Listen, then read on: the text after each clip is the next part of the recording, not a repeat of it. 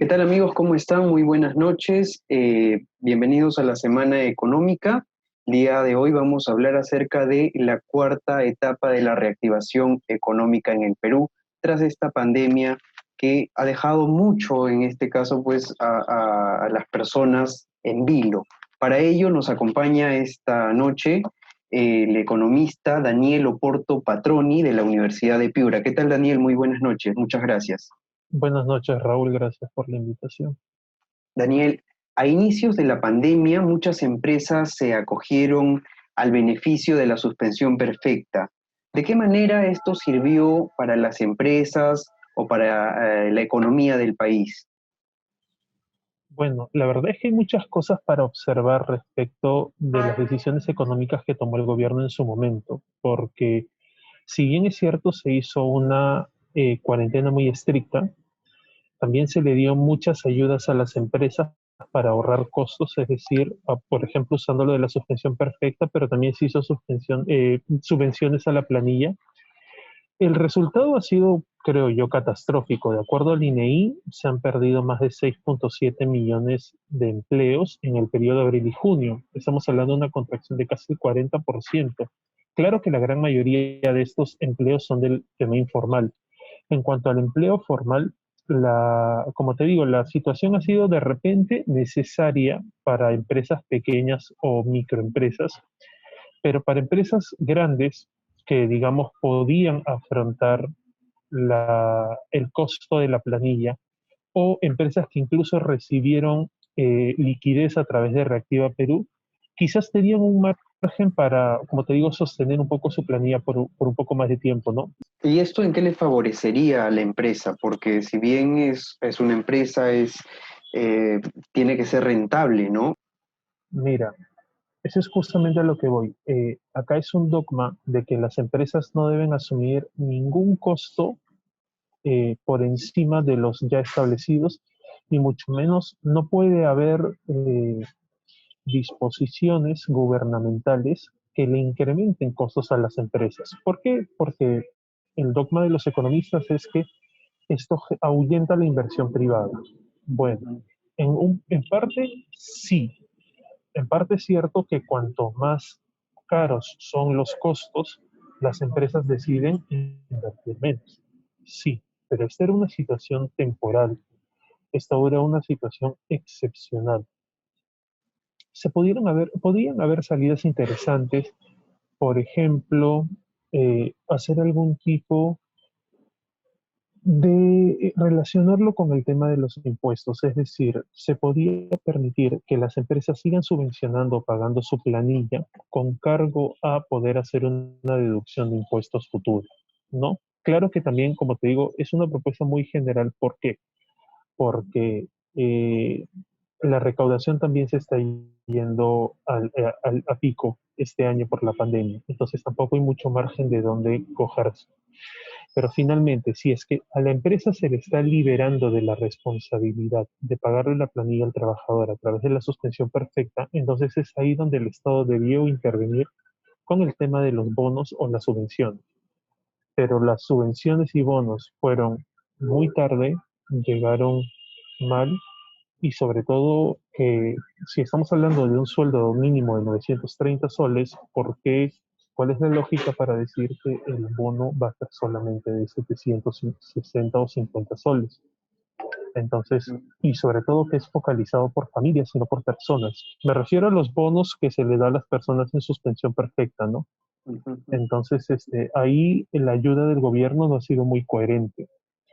Y precisamente, agarrando los datos del Ministerio de Economía y Finanzas al 26 de octubre, tenemos que entre bonos, incluyendo los bonos que se ha dado a la población en suspensión perfecta, son 13 mil millones de soles, mientras que los fondos destinados a Reactiva Perú, que es cierto, no es que sea dinero público, son garantías para préstamos, pero estamos hablando de 60.000 millones de soles. Entonces, naturalmente hay una dimensión, hay una voluntad política de querer apoyar a las empresas, lo cual está bien, pero en rezago o en desmedro de apoyar a los ciudadanos, ¿no? De hecho, estas alternativas al final no han servido. O sea, ni se ha mantenido el empleo porque se ha perdido, ni se ha evitado una recesión económica porque la caída del PBI ha sido bastante fuerte, ha sido de las más pronunciadas en América Latina. Y lo peor de todo es que ya por el punto de vista de la salud tampoco ha permitido evitar contagios porque en algún momento el Perú ha estado ocupando uno de los primeros puestos en tasa de mortalidad por COVID. Exacto. Entonces, Y ahora, ¿cuál es el panorama que puedes avisorar económicamente con este tema de la reactivación? Se está dando por etapas, por fases, pero digamos, ya estamos en la cuarta etapa donde se han abierto cines, casinos, teatros, gimnasios. ¿Cómo ves esta reactivación que se está haciendo bueno, progresivamente, ¿no? Eh, definitivamente la cuarentena era insostenible. O sea, la gente no puede estar tanto tiempo estando en su casa y la economía no puede dejar de producir durante tanto tiempo. Más aún si el gobierno no da ayudas eficientes y oportunas a las familias. Entonces, la reactivación económica se hacía necesaria. Lo que se está viendo es que la economía se ha ido recuperando de una manera bastante más rápida de lo que se esperaba. Mientras que la caída del Producto Bruto Interno en abril fue de menos 40%, en septiembre fue alrededor de casi menos 7%. Entonces, definitivamente hubo una caída muy pronunciada, pero también está habiendo una recuperación. ¿Y esto a qué se debe?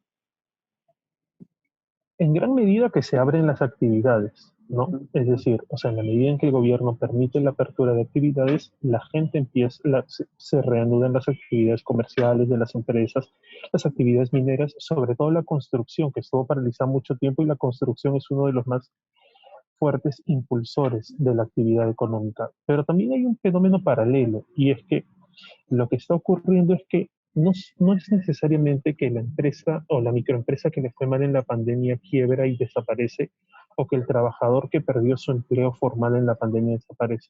Lo que más bien se observa en el Perú, y esto a lo largo de muchos estudios, es que hay un tránsito constante entre formalidad e informal.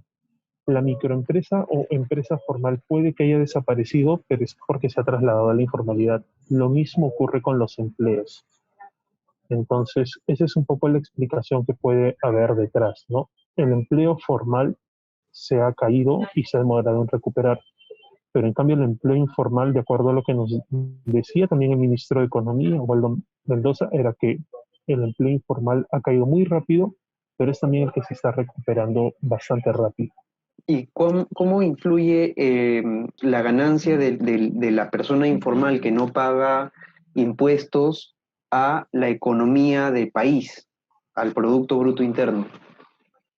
O sea, bueno, lo que pasa es que al final la economía es un complejo sistema de transacciones de distintas características. O sea, el motor económico del país no diferencia entre formal e informal. El motor económico, o sea, lo que voy es, el funcionamiento de la economía se da, más allá Ujú. si se da con las reglas formales o se da fuera de ese ámbito.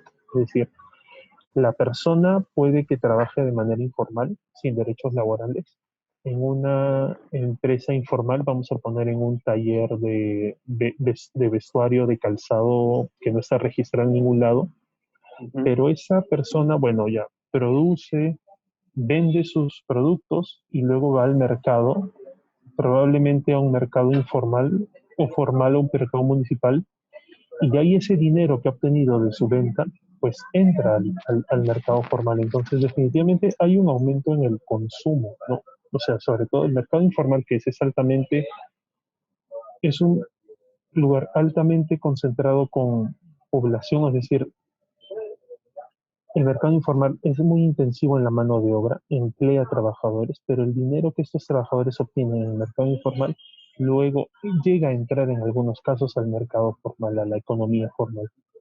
Ujú. Y ahora, paralelamente, con esta apertura en la cuarta etapa, por ejemplo, ¿qué tan rentable crees que es para una empresa, si sigamos con el ejemplo de Cineplanet, ¿no? Que ahora puede atender con cierto porcentaje de asistentes, que no puede vender comida, ¿no? Dentro de este establecimiento. por temas de la pandemia también. ¿Qué tan rentable crees que es para el Cineplanet, para esta empresa y para muchas otras, como los gimnasios que ven reducido en tema de aforo? Claro, es que hay un tema ahí. La reactivación económica se ha hecho en función de el nivel de riesgo que pueden tener las actividades económicas a las cuales se les permite la apertura.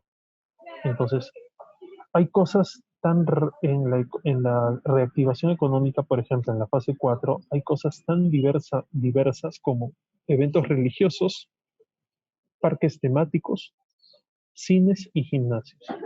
Entonces, no necesariamente a cada uno tiene la misma estructura de negocios o la misma estructura de costos, pero todas han sido incluidas en la fase 4. Entonces, en el caso de un cine, definitivamente funcionar con el aforo, con determinados aforos, no le va a ser tan rentable, pero puede ser que sea posible, porque en general las salas de cine no siempre funcionan con los aforos al 100% en todas las salas para ser rentables, pero definitivamente en el caso de los cines, lo más importante es la venta de alimentos y bebidas, porque ahí el margen de ganancia puede llegar a ser hasta 800%. Claro, y Pero justamente eso claro, es lo que están restringiendo, ¿no? claro, entonces definitivamente yo creo que de ser rentable, pues sí, ¿no? O sea, definitivamente no le va a ser tan rentable como le era antes, pero definitivamente va a ser rentable. O sea, no podemos, o sea, las empresas de cine no pueden decir que el único margen de ganancia lo obtienen por la venta de alimentos. O sea, eso no es creíble, ¿no? Eso sí, la venta de alimentos es la forma más fácil de obtener la ganancia, pero no es la única ni es la principal, no es el giro del negocio. Claro, mira, y esta semana justo ha habido mucha conmoción, ¿no? Por el tema de la segunda ola y se especulaba mucho si es que íbamos a volver a una cuarentena o no. ¿Crees que el Perú soportaría nuevamente una cuarentena como la que ya se dio, económicamente hablando? O sea, nos hemos endeudado mucho, el Producto Bruto Interno ha caído. ¿Podríamos seguir soportando cuarentenas? A ver, la respuesta a modo simple sí, o sea, sí se podría seguir aguantando cuarentenas, pero eso implicaría, como tú dices, aumentar el gasto público, por lo tanto, endeudarse más para reducir, digamos, para tratar de paliar un poco los efectos, evitar el quiebre de más empresas y tratar de reducir el impacto económico, la pérdida de empleos, el aumento de la pobreza. Ahora, si la pregunta es, ¿vale la pena? Yo diría que a la luz de los resultados económicos hasta el momento, no, porque ya se ha demostrado que la cuarentena es muy costosa, le demanda, o sea, es muy costosa para la economía porque se contrae mucho, es muy costosa para el gobierno porque entra a subvencionar y los efectos, al menos en el tema sanitario, no se han visto. No sé si repetir el experimento tal y como se hizo entre abril y junio sea lo mejor. Bien, Daniel, muchas gracias por darnos tu apreciación y explicarnos detalladamente este tema económico que es muy, muy complejo y que muchas personas a veces no eh, podemos llegar a entenderlo de manera fácil, ¿no? Porque si bien se decía, si el Perú tiene la capacidad de endeudarse, ¿por qué no darle dinero a cada peruano y que pueda subsistir durante este tiempo de pandemia? ¿Es así de fácil, ya para terminar la entrevista? Mira, no tengo el dato exacto, pero recuerdo que un estudio había detectado que en economías de alta informalidad era más eficiente darle el dinero a las personas de manera a través de bonos que organizar estas complejas sistemas de ayuda. Sabemos que con Reactiva Perú ha habido fuertes problemas en el tema de focalización. Se ha dado a empresas que acudieron a la suspensión perfecta o a un montón de empresas que no se vieron afectadas por la pandemia. Eh, entonces, y se tuvo que corregir. Pero además el gobierno no solamente intentó dar dinero, también dio canastas. Y recordemos que el tema de las canastas ha generado una serie de denuncias de corrupción en los medios de comunicación por la sensibilidad que hay en las municipalidades. Entonces, si tienes una economía muy informal, con una población que todavía no tiene mucho empleo formal, empresas que, digamos, tratan de sacarle la vuelta a la ley, y encima tienes entidades públicas como las municipalidades que incurren en actos de corrupción en la compra de canastas, para el caso peruano, de repente podría ser más interesante, más eficiente asignar de manera directa el cobro de los bonos. Ujú. Bien, muchas gracias Daniel por la entrevista y por el tiempo brindado. Gracias a ti.